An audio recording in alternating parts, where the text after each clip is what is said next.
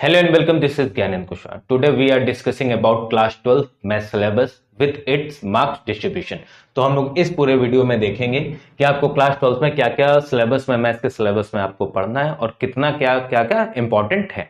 हम लोग ये आज एक नई सीरीज लॉन्च करने जा रहे हैं। उस सीरीज में हम लोग क्या करेंगे, इसके दो पार्ट में वीडियो आएंगे। हर चैप्टर के दो पार्ट में वीडियो आएंगे। अभी हम लोग सिलेबस पे भी आते हैं, पहले थोड़ा सा अपना डिस्क्रिप्शन बता देते कि कैसे क्या करना है। उसमें क्या आएंगे, दो पार्ट में वीडियोस आएंगे।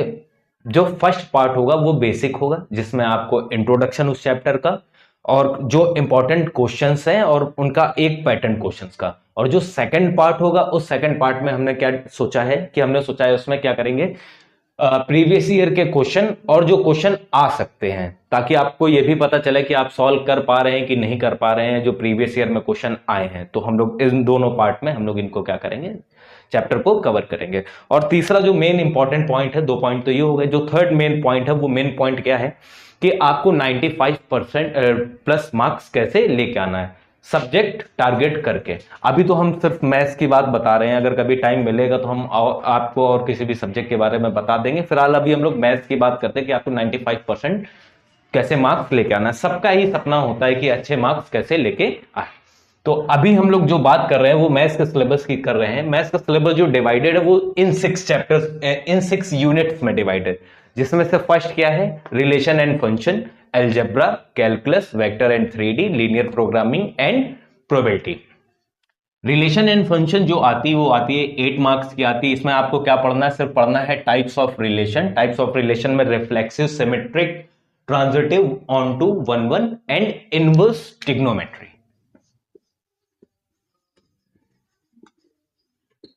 इनवर्स ट्रिगोनोमेट्री आपको क्या करना है, पढ़ना है।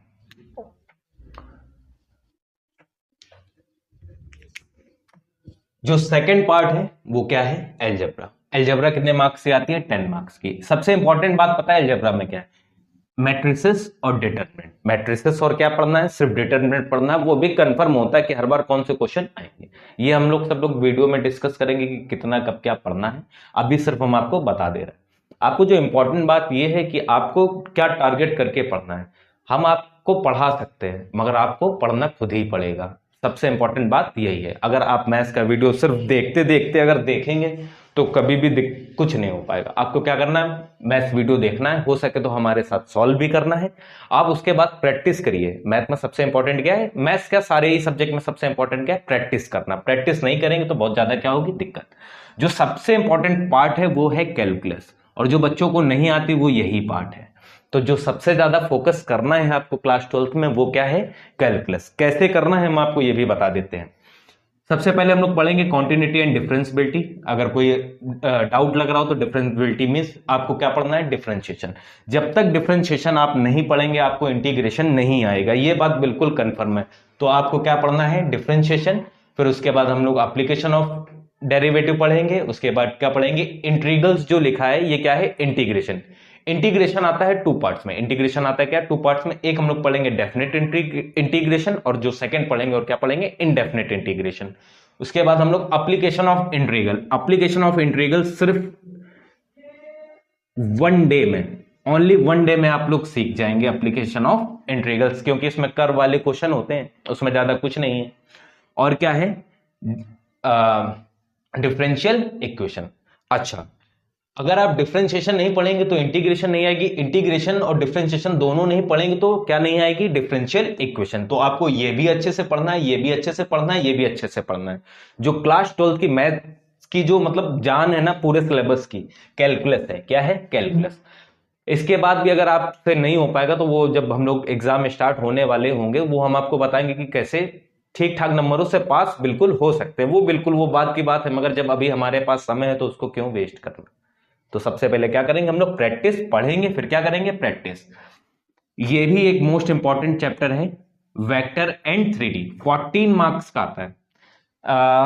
I think it have 5 exercise in vectors and 1 और 2 एक्सरसाइज इन 3D। 7 एक्सरसाइज में ये 14 मार्क्स का आएगा और कंफर्म है। आप ये जो ये क्वेश्चन आते हैं ना, ये वाले, ये कंफर्म जो एनसीईआरटी में क्वेश्चंस दिए हैं, लगभग लगभग हर साल वही क्वेश्चन आते हैं। इसीलिए जो हम लोग इस पूरी सीरीज को जो पढ़ेंगे वो 2 पार्ट में पढ़ेंगे। फर्स्ट बेसिक, सेकंड एडवांस भी बोल सकते हैं, या जो मोस्ट क्वेश्चन आ सकते हैं पेपर में उससे। फिफ्थ में आता है अपना लीनियर प्रोग्रामिंग, ये आती है 5 मार्क्स की, और आती है प्रोबेबिलिटी। प्रोबेबिलिटी से भी लगभग हर बार जो आता है क्वेश्चन, या तो बेस थ्योरम से आता है या तो टोटल प्रोबेबिलिटी से आता है।